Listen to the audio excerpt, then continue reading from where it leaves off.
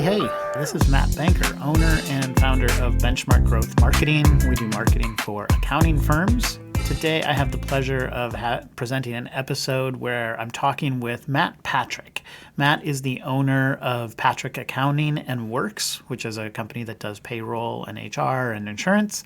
This is part of our series where we talk to owners of firms that are part of PASBA about how they built their firm, how they got to this point, how it's grown and changed over time. Matt has a reputation in the PASBA organization as being one of the kind of tech forward and the guy that's willing to try new and different things. His firm, I believe, has been awarded the top small firm, mid-sized firm, and large firm of the year as they've been a part of PASBA. This is a great conversation. If you are a firm owner, Matt is one of those folks that you want to be paying attention to in the space. So I hope you enjoy the conversation. Matt Patrick, longtime PASBA member. Long-time listener, first-time caller. How many years have you been in PASBA? I joined PASBA in May of 2007. 2007. Okay. So 16-ish years now. Yeah. I was like 32 years old with a bunch of old dudes. That's all that was in it. And you were the young guy. Now you're the old guy. Hey, wait now. Yeah, that's probably true. I'm old, but I'm not the oldest guy. But no, it was like, I was 32. I was a three-headed monkey when I walked in the room. I was like, oh my gosh, they think I am nuts. And so it was fun. My first conference, I always say the story, I was in Tucson, Arizona. I desperately could not afford the $3,000 to go to the conference. I desperately could not afford the manuals, which was going to cost me another whatever it was. I was working around the clock. I had 2007. I would have had a 4-year-old, 2-year-old, and a newborn at home. And I'm like, hey, honey, I know we're broke. I'm going to Tucson without the kids. And you didn't tell her how much you enjoyed getting out of the house? Oh, yeah, it was the best part. No. So I catch strep throat, I think, on the flight to Tucson. And the first thing at that time we did was a golf tournament. The lead off the day was me and Cleve Gassaway and Jerry Suckowitz and Carl Corneliuson playing golf. I didn't know any of them at the time. Mm-hmm. I am so miserably sick. It's like 130 degrees. And I got through 9 holes. I'm like, I'm either going to die or just go back to my room. So I've had enough golf for the day.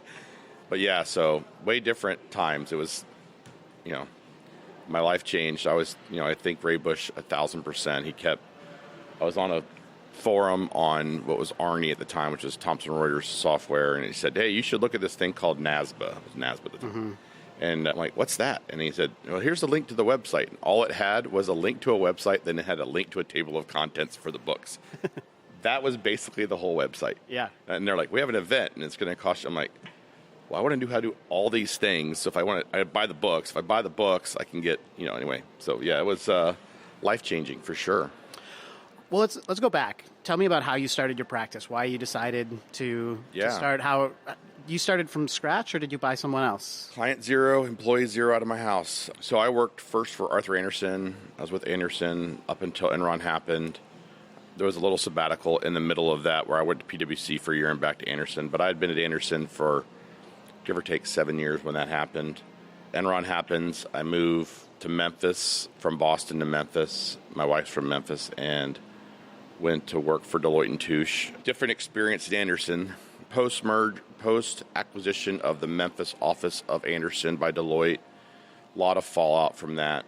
I probably wasn't a great employee. You're unemployable, probably. I was not Definitely at this point. Yeah, I was not a great employee. I had a newborn baby. The demand of time versus what I was willing to do versus what the expectations were all large gaps. Mm-hmm. So they let me go in October of 2003. Is that right? Yeah, October 2003.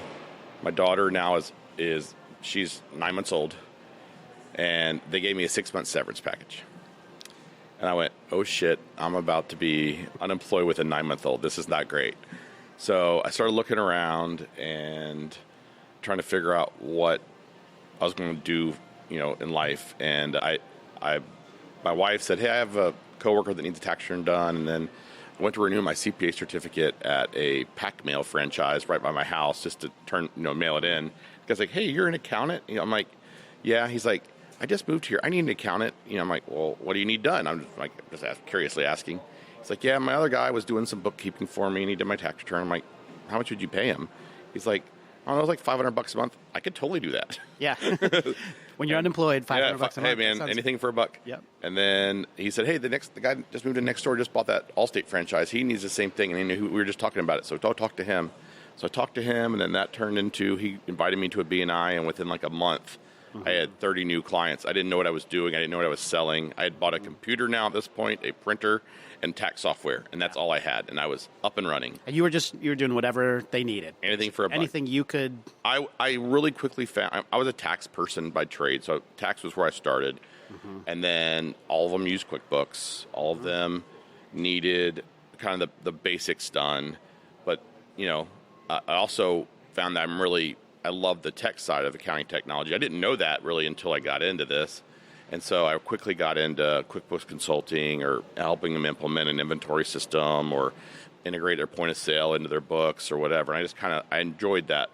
Can't make any money at it, but I totally enjoyed it. And then, so my favorite story was I did $100,000 in revenue my first year and I made $60,000. And then I did $200,000 in revenue my second year and made $60,000. And I did $300,000 my third year and made $60,000. I said, I don't think I'm doing this right. And I was working around the clock. Yeah. And at that point is when I found PASBA. Okay. So yeah, but client zero.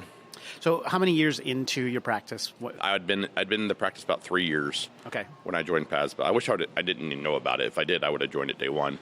Maybe. I probably wouldn't have recognized it at the time. But once it became apparent, like, hey, this organization kind of has it figured out about, hey, they're not trying to recreate the wheel. Also, the big one for me was, as an accounting firm, as an accountant, I don't have to be the accountant. I can be a business owner that owns an accounting firm, which is mind-shifting for me. Yeah. I never really thought, I just thought I'd be the accountant. It's a superstar model. All the work will come through me. I'll be the rainmaker. I'll go do the tax work. Our goal is to find really complex, hard tax work that we can bill a lot of money for. And that's not really what we're doing. That was not the driver what this is. This is all about how do I help business owners be successful. And I love that story a lot more. How many employees did you have when you joined PASBA? 4.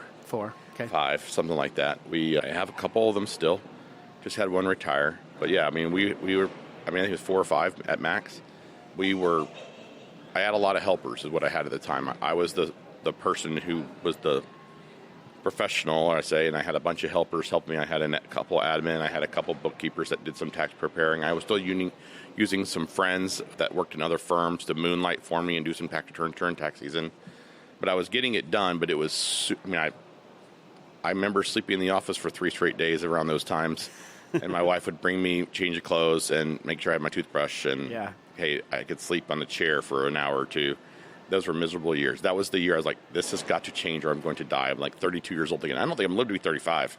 So, all right. So this is the Marketing for Accounting Firms podcast. Sales and marketing, very fuzzy line, kind of the same thing. We're just trying to bring in business. As your firm has evolved over time, what has changed in how you found new business and brought in clients? I'm interested both in the lead flow, but also how you decided who was a good client and not, and how that changed things. Yeah, so in the very beginning, obviously, word of mouth, I was the salesperson. I was the marketing department. I was networking, going to events, getting active in clubs. It's a traditional, start. I mean, I joined the Rotary. I joined BNI. I joined, a couple of business networking groups in town. I would go speak as I'd give them at Rotary. I would do the annual tax update on what's going on. Right. I don't remember any business coming from that, by the way, but I did spend a lot. You were networking. You were being I was involved in every chamber event. I was the face of the business. After I joined PASBA in 2007, the next year we happened to have a speaker from a firm here that's been around forever that has a sales department. I went, wait, you could have a sales department in accounting? I didn't. That's not possible. I'm the partner. I've got to be the person who brings the revenue in. And that was really eye-opening for me. Like, wait, well, that's possible? And then like, wait, how do they get them to, they're not an accountant, how do they sell accounting services? How do they explain what we got to do to them? And so that was very, changing for me. In the very beginning, from a marketing standpoint, it was, I remember the first thing I did, I had some postcards made up and we got a mailer list and we sent them all out. And I had, we sent out 5,000 cards and I got 15 clients out of it, and I say clients, and then I did 15 tax returns for about $87, but it was great. But yeah, that's how I got started. And then, the networking thing for me was word of mouth, and that was just a way for me to get to know everybody. I had to figure out what we wanted or didn't want. And the first thing there was, how do I generate leads to go have to run appointments? So we outsourced some of our lead generation to a firm that we found through PASBA called Lead Generators. Judy Johnson, she's now passed, but it was an interesting, they basically did calling for us, and we would run the sales appointment. I did sales for 4 or 5 months after that first conference. Went, hey, I think this is possible. I basically created this manual that said, here's all the stuff you need to have for an install meeting or for a discovery meeting, and it was very paper based, and this is 2009 or whatever. You're documenting all of the things. Yeah, and basically creating a model, and then go, okay, how do I price this stuff? And let's have a consistency of pricing, and I'd steal that stuff from other PASBA members or at the time, and just kind of figure out and create our thing.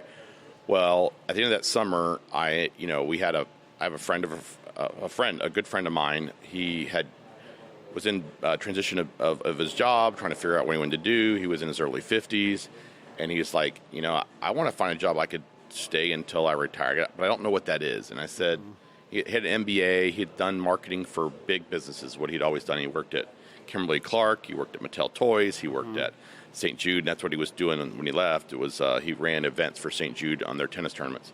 I'm like, man, this guy has way too much expertise and experience to want to work for my 5-person accounting firm. Right. I'm like, hey, I don't know if you'd like doing this, but in the meantime, as you're just trying to figure it out, why don't you try for 90 days and we'll do this together. And if you don't like it, you can tell me to just stick it. I'll go do something else. But I think you might really, really like this.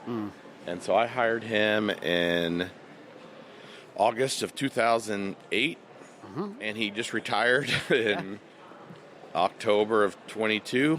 He helped me build my practice. He went and found 35 to 50 new businesses every year for 15 years or so. He was an outbound guy. He was out there. It was all relationship, though. Yep. It wasn't like a sit in the desk, call a day. He was kind of doing what I was doing in the beginning, which was just, I'm going to be active in everything. Yeah. He already knew everybody in Memphis, so that helped a lot. And he could talk to anybody, and he had no fear of he walks in a restaurant, the owner's in the back, great, I'll just walk. He just walk right through the door like he owns the place. Yeah. And I could never do that. But man, he did it with it was genuine. It wasn't pushy. He didn't it was just, I was very blessed to find him and connect those two dots. From there, just trying to get our story right. I didn't have a brand in the very beginning. I had my Shamrock logo like I still do today, but I had a crappy website and we had inconsistent stuff everywhere, and just wasn't super professional. We joined Whirks in probably 2009 or 10, got a standard kind of brand at that point. We immediately kind of got off of wanting to look like all the other 400 Whirks sites, but at the same time, the logic of it made sense to me. Hey, I want this to look consistent. It could be our brand. We're going to be very consistent about brand, and we've done a good job about that since then. We've always been an outbound focus, sales-led, right? Yeah, sales-led. Today, even, I really think of marketing as our sales enablement. How do we, make our buying process easier with marketing? How do we do a good job of educating our buyer along the path of what it looks like to buy from us, what the transition look like? And then just really trying to repeat that same story over and over again, the story brand model, which is, our client is Rocky and we're Mick, and we want to help them be the champion they want to be. If we can just repeat that over and over again, and that's the story we tell, it's really galvanizing both for our clients, but even more importantly for our employees. It aligns what they're doing with a purpose, which then aligns to, you can see it in the work that we do and how they serve our customers, and then that hopefully just keeps repeating itself. So you've invested in people, though. Yeah. You've never had this expectation that we're just going to sit back and hope that leads come in. You've been proactive about when it was you, and then you hired a salesperson, and you've built a sales team now, and so the marketing piece of it has really. It's lead flow, but it's outbound primarily, and that's been good. Now you're focused mostly in the Memphis market. I know not everybody. Yeah, probably in accounting, 70% of our business is in Memphis or Memphis surrounding area. We have about 30% of our stuff outside. We have some franchises we're with and some clients that have referred us to somebody somewhere else or whatever. But for the most part, on accounting side, we're probably more 70-30. Payroll's probably more 50-50 just because of the work we've done outside of Memphis to grow that. But yeah. What do you, when you think back about just like catalysts of growth along the pathway, are there specific moments or decisions that come to mind as this was really important, a really important decision or hire or anything like that? Yeah, I mean, the first one for me was the undying commitment to never not having a sales model that I'm running. This is a sales volume model. We're running recurring business models, a subscription service. It's sales focused. So you never stopped selling, even when things were hard internally, the Nope. processes to figure it out, all Nope. that. We will figure it out. Also, there's a lot of levers to pull when it comes to managing capacity. You can change, all right, every time I bring in a new client, I got to get rid of my worst client. Or I can change, all right, we're going to be really selective. We're only going to do this type of work, so which means we're going to start tightening up our client list, or we're going to raise some fees, or we're going to really go through and be really picky with when we want them to onboard. There's all kinds of leverage you can pull, but the sales engine cannot turn off. At the size we are today, the replacement, just to keep our current level of clients, not because we do a bad job, but clients, we're small businesses. They go out of business, they get bought, sold. At some point they don't make it. Sometimes they outgrow us. There's all kinds of reasons why a client will leave. We're going to lose 10 to 12% of our clients a year. If we have 300 clients, that's 36 clients. If we just to stay even, level, right? Like level, and you're like, that's not a great idea to turn that engine off. Our referrals generally will make up most of that, from just client referrals and, clients that expand and all that stuff. But that's not enough to get us to where we really want to go. Yeah. So sales is my first focus. I was very lucky in the very beginning. I mean, in this world, you'll hear a lot of the PASBA guys say, it took me 9 salespeople to get to the first one that I liked. I hired one, and he stayed there for 15 years. That's not common. Yeah. And then, the next thing for me was understanding our brand and how consistent and the story behind it. The story brand work that we did with you was really important for us solidifying our vision, because it was a foundational set to actually set the actual vision where we're trying to go. It's like, we are here to help business owners succeed. How do they get to be a champion? That became very clarifying in this is our vision we have for the firm, and it just made things a lot easier for us to educate our staff on, and even it's the filter that we put everything through. If this isn't helping someone succeed, this is probably not the right answer. Yeah. So you've grown from, you said that 4 to 5 when you joined PASBA. How many? We're right at 40 employees today. I said we did that $300,000 right before. $300,000 we made $60,000. Yep. We've done a pretty good job of basically adding, $300,000 to $500,000 a year in growth, and now it's exponentially. This year we'll grow by a little more than $1 million, but that's not.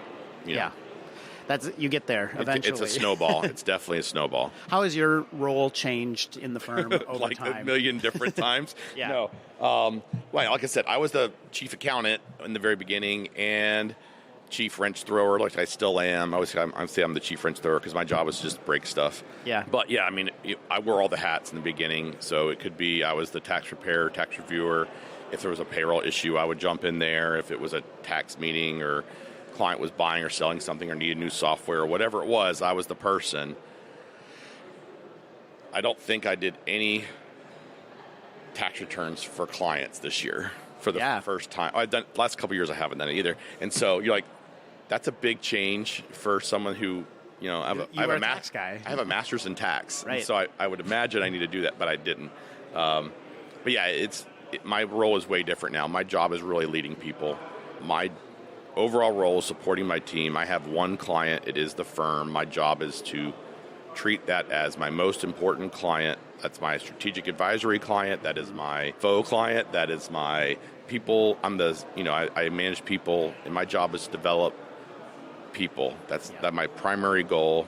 I'm very fortunate to have some wonderful teammates around me. My leaders are really good.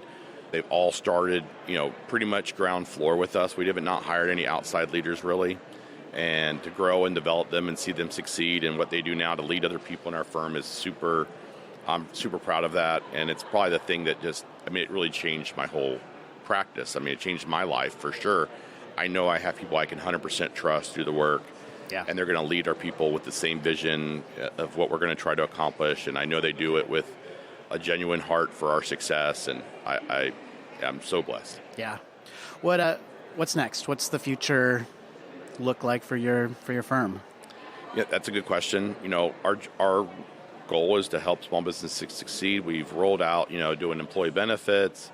We really made a big push over the last few years to really make it where we're trying to help them be better business owners, of which tied to that is the foundations of understanding their numbers, what they mean, how do they hire better, how do they have great people that they develop and lead and make their businesses better. And so we're doing a lot along with what we call like a one-to-many approach, where we have our office hours with our experts in all the different areas.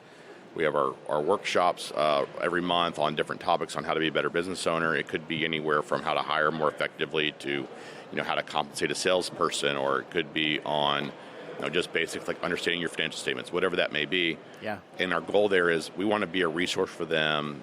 We may not be the experts, but we'll make sure we have the right expert in our office, or if we need to bring an outside person in to have that conversation to help them be a better business owner. It's been fun. Our podcast, the One Step Better podcast, is very similar to that, which is how do I be a better business owner?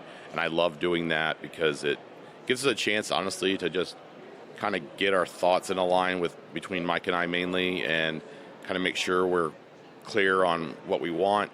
We actually do a lot of, I'd say, out loud thinking during that podcast, which is just like, here's our philosophy around this. Do we agree? And it's been a lot of fun. We've done almost 150 episodes of it, so it's been great. Yeah, I think that's one of the best reasons for owners to be involved in creating content for their firm is the act of doing it helps you clarify your own thinking and helps you be a better advisor to your clients and understand even your own business and where you're going. You got to do the work of processing it. You've created your own voice, right? That's the thing for us. I mean, all of our leaders and our managers or key people are involved in our content creation. We want them to write. It does help them understand our goal. We do get it edited by a leader who's like, hey, that's not quite right. Let's talk about why that's not right. Now you've basically created a teaching moment. Yeah. You basically created them to have term papers. So they're all writing blogs. We're all involved in creating content. I want them actively with the mindset of, I want to help business owners succeed. So therefore, I need to know more about this topic that I'm teaching on. So I can write about it. I can talk about it. So when the next client calls, we can go, hey, this is the article we wrote about it. Here's the video we did about it. And if you have any questions, I'm here to be a resource for you. That's super empowering for them as a teacher. Yeah. They have the resources, but also from a client standpoint, they know like, hey, this guy really knows what they're talking about. Yeah. You've also really leaned in. I think there's kind of two major paths for most firms. You can either be a take stuff off your plate firm. We take care of the bookkeeping and the compliance and all that. Or we make you more profitable. We help you build your business. And you've really leaned into we want to be the help you build your business type firm. It's not just about getting the tasks done. It's about helping in that larger sense. Yeah, the foundation of the work we do is I've got to get your stuff done. Yeah. That's a non-negotiable in our world. Like, you have to have a regular set of financials. We're going to make sure all your filing's done on time. You're going to know that you're comfortable that everything's being done appropriately. That should be a basic level that our expectation is. That is a foundation. Kind of the table stakes. I can't help you be successful if you're not getting this stuff done and you don't have good information to make decisions from.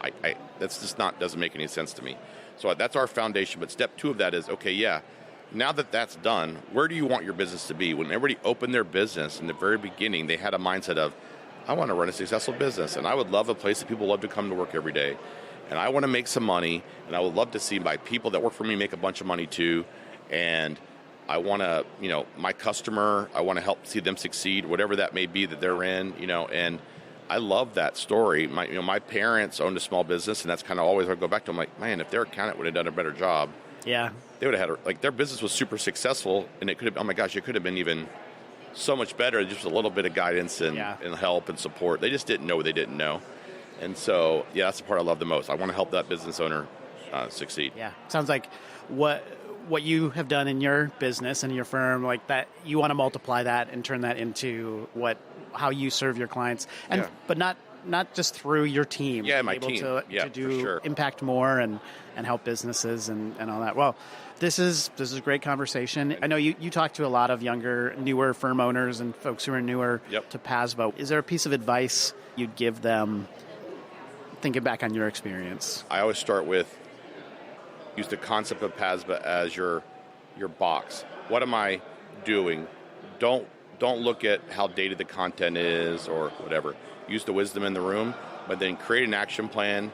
Don't be afraid to break some stuff and go take action on it, and just try to, you're not going to change your firm overnight. It's a thing that's going to take your whole lifetime to get to where you finally get it to, one step at a time. But at that same time, it's take an action, decide, take an action, decide, then just keep progressing one step at a time, because, man, day by day, one step at a time, it gets a lot better. Yeah. Well, great. Matt, thanks for being on the show, and we'll talk soon. Can't wait. Thanks, Matt. Appreciate everything you do for us. Very good. Leave it there. This podcast, Marketing for Accounting Firms, is brought to you by Benchmark Growth Marketing, our marketing agency that helps accounting firms get more calls booked through their website. You can find us at benchmarkgrowthmarketing.com. Connect with me, Matt Banker, on LinkedIn.